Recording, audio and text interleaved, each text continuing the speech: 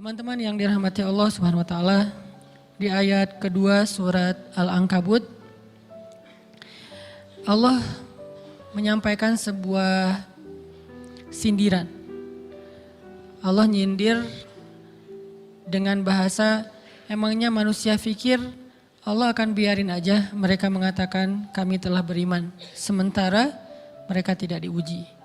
Ini Allah lagi menyindir orang-orang yang selama ini berputus asa setelah beriman. Berputus asa setelah berhijrah. Berputus asa dan mengeluh setelah bertaubat. Allah lagi nyindir mereka nih.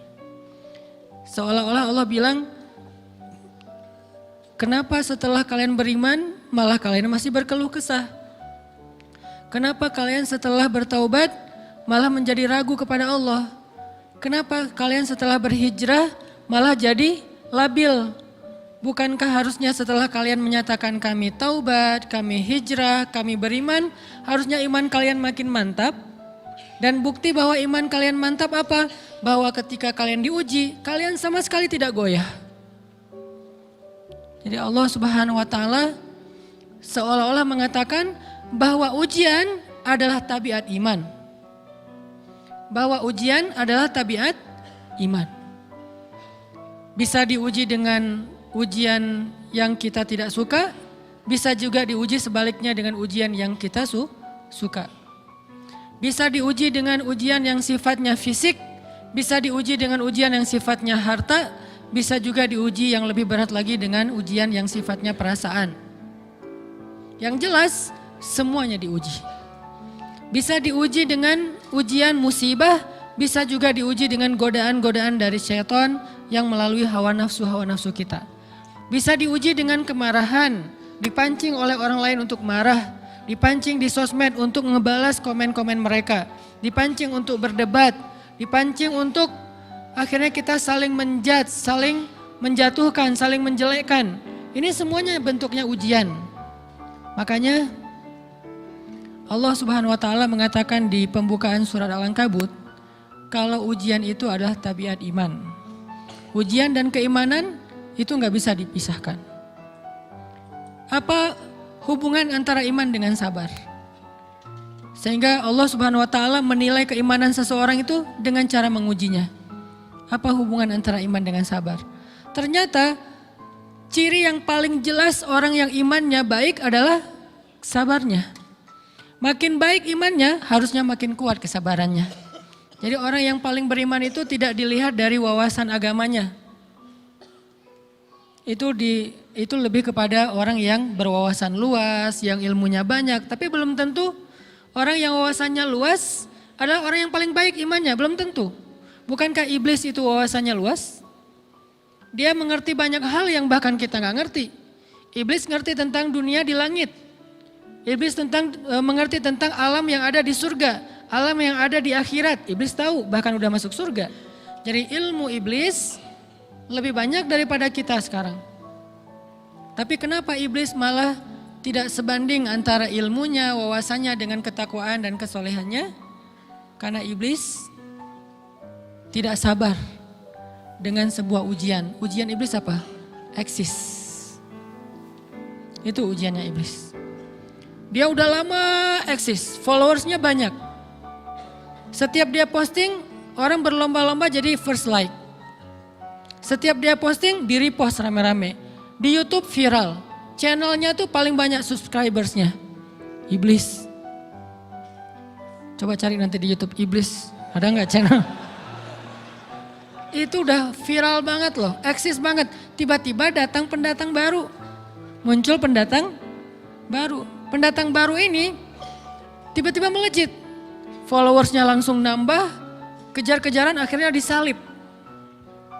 Pas lagi kayak gitu dia nggak kuat dengan ujian nama besar, ujian eksistensi, ujian popularitas, ujian siapa yang lebih dihargai, ujian-ujian kayak gitu.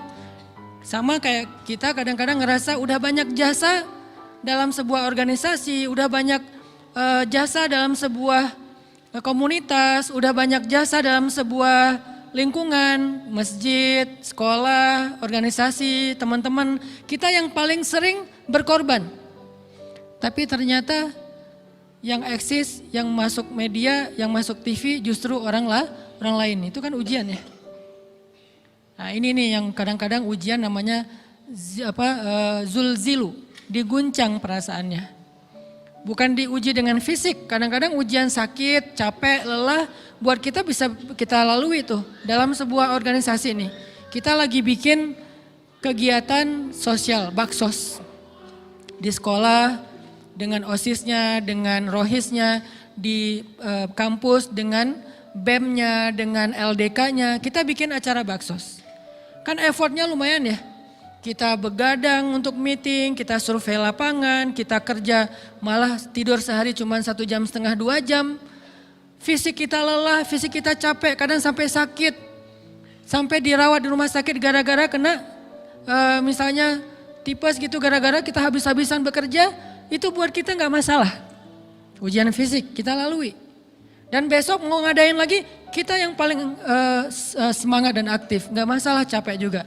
Gak masalah juga kita lelah, gak masalah kurang tidur, gak masalah berjalan jauh, gak masalah. Satu, ujian harta. Kita yang justru nombokin. Kita yang nalangin dulu modal-modal untuk kegiatan-kegiatan tersebut. Kalau ternyata gak tercover dananya, akhirnya gak bisa dibalikin talangan kita, gak apa-apa, kita ikhlas. Kita berkorban dengan harta kita. Butuh apa? Saya bayarin. Butuh apa?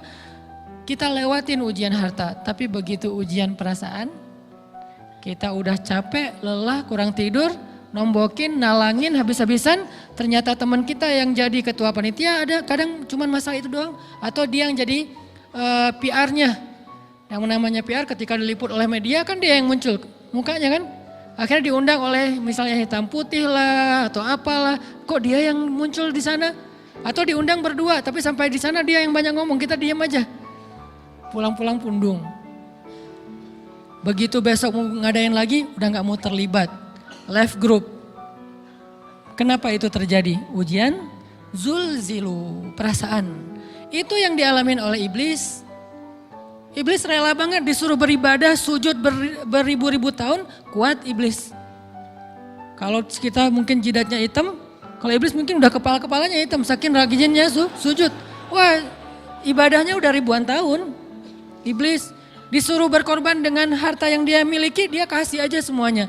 Tapi kalau disuruh dia ngalah dari Adam untuk memimpin alamin, menjadi khalifatullahi fil ard, menjadi pemimpin wakilnya Allah di muka bumi, buat iblis ini berat. Kenapa dia? Ana khairum min, saya lebih baik daripada dia. Saya lebih senior daripada dia, saya lebih sehat daripada dia, saya lebih keren daripada dia, saya lebih. Ujian emosional, ujian ego, ujian perasaan, itu yang lebih berat buat kita. Kadang sakit dan dirugiin orang lain, teman segala macam kita masih oke lah. Selama ini asal kita ngumpul selalu gua yang bayarin, oke deh gak usah dibahas. Baru dibahas nanti pas sakit hati. Kalau belum sakit hati kan gak dibahas kan? Gak apa-apa deh kita terus yang bayarin, kita traktirin ngopi apa segala macam. Gak pernah dibahas. Kebersit sih di benak kita, cuman gak mau dibahas. Kenapa? Udahlah biarin aja, easy going.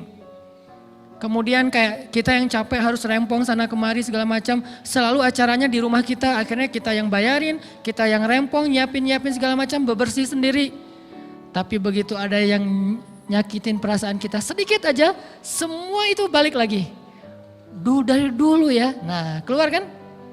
Kenapa? Dipancing oleh ujian perasaan.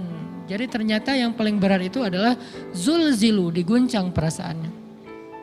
Kita kadang-kadang habis-habisan buat seseorang, gak masalah. Hujan-hujanan dia yang pakai jas hujan, kita gak pakai apa-apa, gak apa-apa. Sakit-sakitan juga, dikerok dan segala macam, biarin aja. Kalau perlu misalnya kalau bannya lagi kempes, dia naik Grab, kita dorong-dorong motor terus cari tempat segala macam sampai tengah malam. Gak apa-apa deh buat dia. Apa sih yang gak buat kamu? Begitu dia selingkuh, keluar semuanya. Mulai list report keuangan. Wah dulu sekian, sampai uang receh-receh juga dihitung kan ya. Kenapa bisa kayak gitu? Perasaan kan? Nah ini nih yang kita coba belajar. Mungkin malam ini kita lebih banyak membahas tentang sabar terhadap ujian perasaan. Karena banyak macam-macam ujian. Nah, gimana kita memanage perasaan kita? Gimana cara kita merecovery perasaan kita dengan bab sabar? Insya Allah nanti akan kita lanjutkan setelah selesai sholat isya. Barakallah. Bismillahirrahmanirrahim. Teman-teman yang dirahmati Allah Subhanahu wa taala, kita lanjutkan tentang masalah sabar. Terutama sabar zulzilu, ketika kita diuji dengan ujian ego, marah, perasaan, sakit hati, yang kayak gitu-gitu. Ini ujian jauh lebih berat daripada ujian fisik dan ujian harta. Termasuk rasa cinta, rasa benci, kadang itu menjadi ujian. Kenapa ujian bikin kita jadi tidak lagi logis, nggak realistis, dan kadang-kadang mengabaikan hal-hal nilai-nilai yang kita selama ini pegang sebagai satu kebenaran. Kita ngabaikan batasan-batasan syariat. Ini semuanya ujian dari Allah Subhanahu wa taala. Sehingga tidak disebut orang yang beriman kecuali ketika Allah Subhanahu wa taala melihat dia sabar dalam ujian. Kalau dia nggak sabar dalam ujian, malah di dalam pembukaan surat Al-Ankabut tadi Allah menggolongkan mereka termasuk orang-orang yang munafik. Apa arti yang orang munafik? Orang yang mengaku beriman tapi sebetulnya dia tidak beriman. Apa salah satu buktinya? Dia tidak sabar. Jadi kalau kita mau menilai diri kita mukmin atau munafik, dan ini bukan materi untuk menjudge orang lain, oh ternyata dia itu munafik, bukan. Lagi-lagi konsep kita belajar itu angle-nya untuk diri kita sendiri. Saya sangat tidak merekomendasikan kita belajar untuk mendapatkan kaca pembesar, mencari-cari kesalahan saudara kita. Tapi kita belajar untuk semakin bisa bercermin untuk menemukan aib dan kekurangan diri kita. Jadi semakin kita tahu ilmu agama, semakin kita tahu ayat dan hadis, semakin kita punya cerminan untuk menilai diri kita dan memperbaiki diri kita. Bukan nyari kaca pembesar untuk memperjelas aib-aib dan kesalahan orang lain. Kalau kita pengen menilai diri kita ini orang yang mukmin atau munafik, caranya lihat aja kita sabar nggak nih, terutama dalam masalah emosional, dalam masalah ego, dalam masalah marah, dalam masalah hawa nafsu, dalam masalah perasaan cinta, dalam masalah benci segala macam, masih bisa nggak kita adil bahkan kepada orang yang kita benci? Adil kepada orang yang kita benci, adil kepada musuh sekalipun. Bahwa jangan sampai kita gara-gara gak suka kepada seseorang, kita berlaku zalim kepada dia. Jangan. Ini berarti kita harus ngelawan ego kita sendiri. Ego untuk memaafkan orang lain. Ego untuk bisa melupakan kesalahan orang lain. Ego untuk bisa berlapang dada dengan hal-hal yang gak nyaman daripada orang lain. Ini adalah ujian yang paling berat. Di situ kita bisa lihat kita nih mukmin atau munafik. Kalau nggak pernah sabar sama sekali dalam masalah ego, dalam masalah emosional, berarti jangan-jangan kita tergolong di antara orang-orang yang kata Allah wa ma hum bimu'minin. Mereka bukan orang yang beriman. Kata Allah di surat Al-Ankabut, mereka itu adalah wala ya'lamannallahul munafikin, orang-orang yang munafik. Nauzubillah min dzalik. Kalau kita merasa pernah sabar terhadap emosi kita, sekarang kita lihat sesering apa kita sabar terhadap emosi kita. Maka derajat seorang mukmin tergantung tingkat kesabarannya. Ada yang orang sabar hanya kalau disakiti dengan satu kata. Ada yang sabar dengan satu kalimat. Ada yang sabar dengan satu paragraf. Ada yang sabar dibully rame-rame juga dia sabar. Berarti lahum darajatun inda rabbihim. Orang beriman juga bertingkat-tingkat. Dan tingkatan itu tergantung tingkat kesabaran kita dalam menghadapi ujian, salah satunya ujian emosional kita, perasaan kita. Sehingga teman-teman yang dirahmati Allah SWT, salah satu program kita untuk terus mengembangkan diri, program untuk tumbuh, program untuk memperbaiki diri kita di hadapan Allah itu adalah coba kita program dalam sehari aja, terus kita nilai berapa kali kita berhasil ngelewatin ujian emosional. Bukan cuma marah, termasuk cinta, benci, tersinggung, sakit hati kayak gitu-gitu. Berapa kali kita berhasil melewati itu dalam sehari. Gak usah seminggu, sehari aja. Di jalan, sama temen, di grup WA, di IG, di Twitter, di mana gitu. Coba kita lihat berapa kali kita bisa menahan diri kita dan bersabar. Bukan berarti tidak respon ya, bukan berarti pasif. Kita bisa merespon tapi dengan cara yang elegan. Kita bisa merespon tanpa harus memperlihatkan emosional yang meledak-ledak. Bukan berarti ketika disakiti orang, dihina dan segala macam kita diam aja.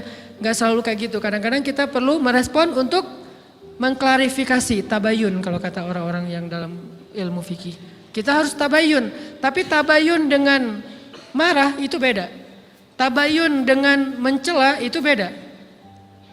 Sehingga kita mencoba menahan diri berpikir, aduh capek kalau gitu. Tapi kan ini bagian dari pembelajaran. Makin terbiasa kayak gitu, terbiasa elegan, maka otomatis jadi nggak terlalu repot lagi. Kan awal-awal bersikap pengen yang bijaksana, yang elegan, yang dewasa, itu kan kadang-kadang harus diusahain ya. Karena belum mengkarakter.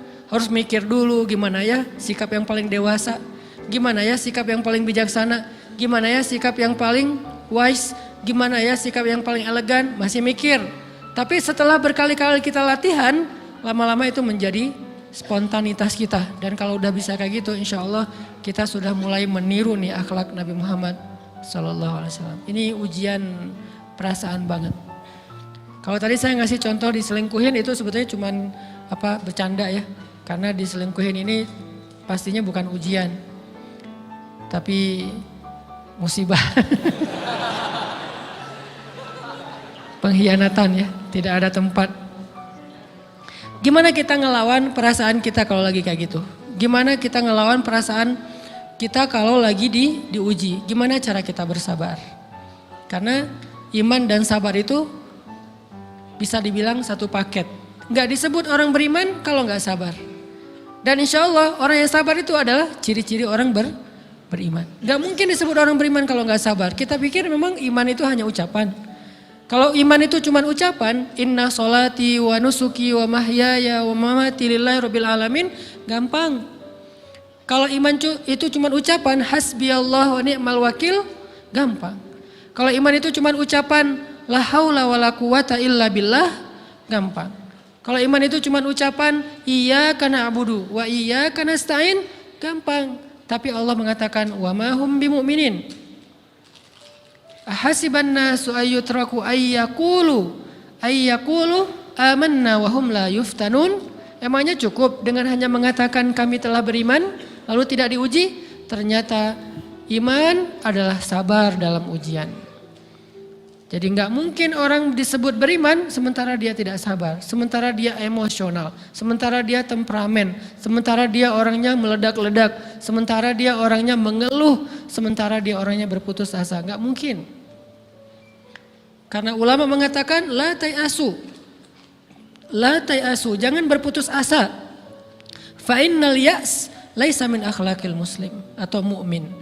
Karena sesungguhnya keputusasaan bukan di antara akhlak orang yang beriman. Orang yang beriman itu tidak pernah berputus asa.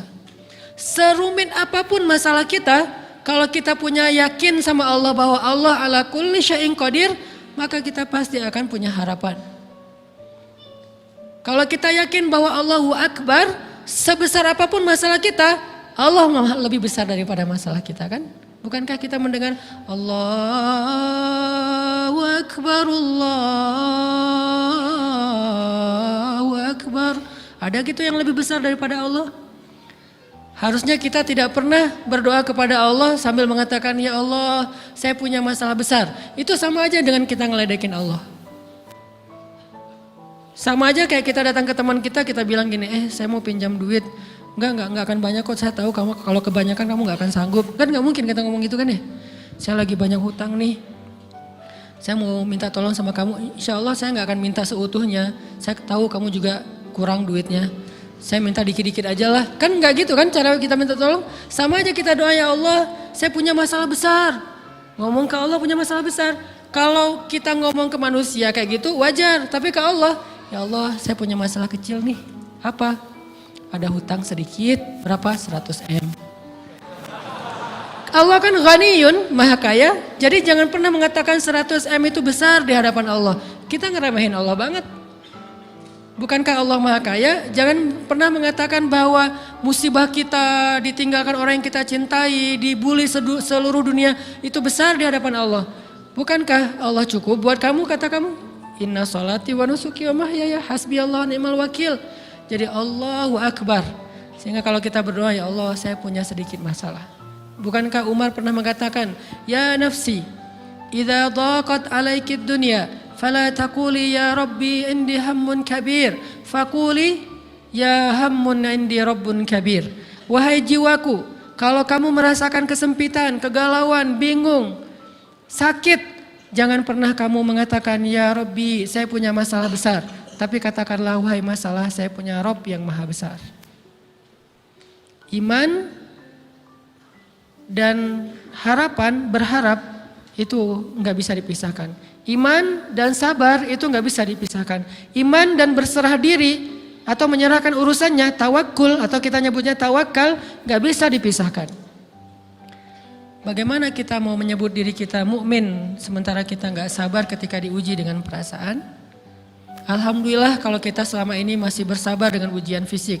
Ujian fisik yang setiap hari kita alamin apa? Lelah, capek, pulang kerja, pulang sekolah, pulang dari kampus, ngaji. Capek kan? Belum lagi macet-macetan, belum mandi pula. Dari tadi pagi, dari semalam kurang tidur. Dan segala macam, lelah, capek, ngantuk. Kadang-kadang sampai drop kesehatan kita. Kita bisa lalui itu, gak apa-apa capek-capek juga, yang penting saya pengen belajar. Jalan nih jauh-jauh, ada yang dari Sumedang, ada yang dari Lembang, ada yang dari Banjaran, dari mana-mana datang pengen ngaji. Jarak jauh gak apa-apa. Macet nggak apa-apa, lelah nggak apa-apa, habis duit nggak masalah. Tapi sampai di sini kesenggol dikit aja sama teman kita dalam ucapan mungkin, dalam ekspresi kadang-kadang kita senyumin nggak dibalas senyum, atau mungkin hal-hal sepele itu bikin seolah-olah amal kita yang udah habis-habisan tadi jadi berkurang sampai habis pahalanya. Ujian perasaan. Kadang-kadang datang ke sini nggak ada rasa tidak nyaman sedikit mungkin dengan teman kita atau dengan orang yang di sebelah kita. Akhirnya kita merasa tersinggung, akhirnya kayak jadi berlebih-lebihan. Di tangga, di pintu, pas keluar, di tempat wudhu, di mana. Hal sepele sebetulnya, tapi mengganggunya bukan fisik kita. Yang terganggu bukan harta kita, tapi yang terganggu perasaan kita nih, rasa nyaman kita yang terganggu. Seolah-olah hilang semuanya. Jadi nggak berarti, ini namanya ujian teman-teman. Mudah-mudahan kita bisa istiqomah dalam masalah perasaan ini.